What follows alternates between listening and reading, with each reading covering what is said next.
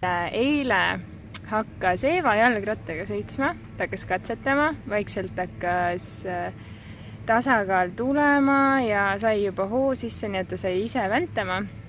Ja kui õde nägi seda, siis ma arvan, et tänu sellele, et Eeva hakkas ees sõitma, hakkas täna ka Maria sõitma. Nii et see on nii tore.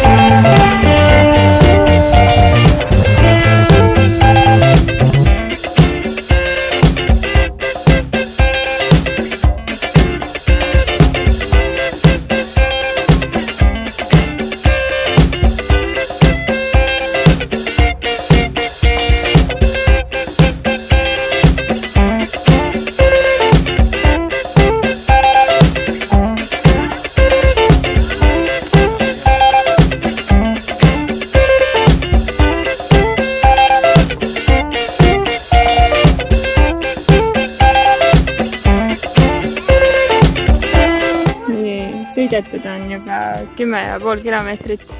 Jep, ja lapsed hakkasid eile sõitma katestega. Nii et, ei tea, ekstreemsed lapsevanemad.